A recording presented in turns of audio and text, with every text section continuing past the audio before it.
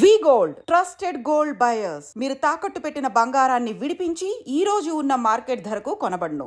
ఇవాళ ఉన్నది ఒక డిజిటల్ యుగంలో మనందరం కూడా ఉన్నాం. ఇవాళ ఏం జరుగుతూ ఉంది అంటే మీకు తెలుసు, ఒక నిజం కడప దాటే లోపల అబద్ధం ఊరంతా తిరిగి వచ్చే పరిస్థితి ఉన్నది.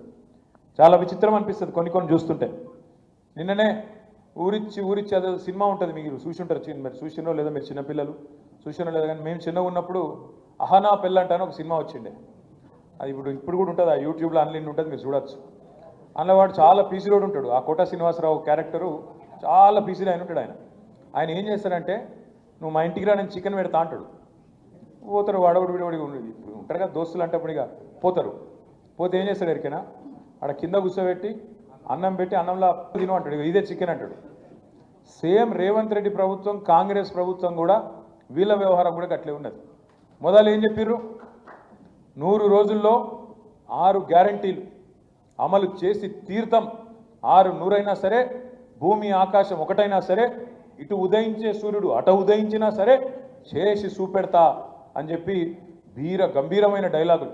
సినిమాలలో పాత ఎన్టీఆర్ కూడా కొట్టపోతున్నాయి, అసలు డైలాగులు కొట్టి అసలు ఇది చేస్తాం అది చేస్తాం పొడి చేస్తాం, మేము లేస్తే మనుషులమే కాదు అని అటు డైలాగులు దంచి 420 హామీలు 420 హామీలు ఇచ్చి గెలిచి అధికారంలోకి వచ్చినాక ఇప్పుడు ఇది 14వ నెలనో 15వ నెలనో నడుస్తుంది. ఇప్పుడు సిగ్గు లేకుండా ఇప్పటికి కూడా అబద్ధాలు చెప్తా ఉన్నారు. అబద్ధాలు చెప్తే కూడా మరి ఎవరో చిన్న సోషల్ మీడియాలో పనిచేసే కాంగ్రెస్ కార్యకర్తనో ఐటీ సెల్లో పనిచేసే ఒక పిల్లగాడో పిల్లనో అబద్ధం చెప్పినట్టే అర్థం ఉంటుంది.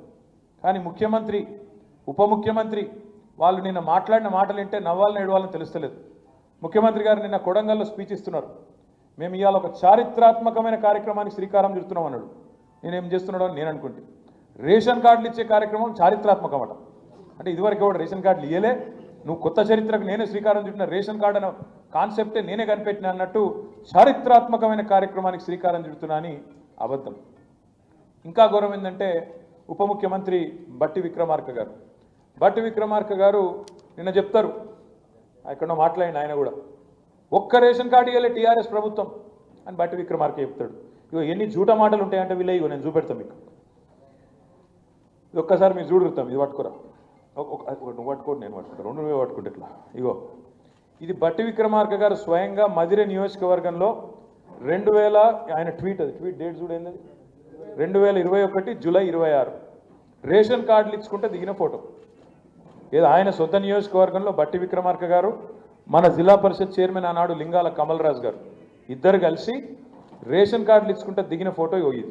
అబద్ధాలు ఎట్లా చెప్తారంటే ఇంత అన్యాయం ఇది జూలై 2026 2021 జూలై 26 నాడు దిగిన ఫోటో. రేషన్ కార్డు ఇచ్చుకుంటా. ఒకటి రెండు కాదు, మన ప్రభుత్వం ఉన్నప్పుడు మనం ఇచ్చింది 6,50,000 రేషన్ కార్డు. కానీ మనం దాని ఏదో చారిత్రాత్మక కార్యక్రమం మనం అనుకోలేదు.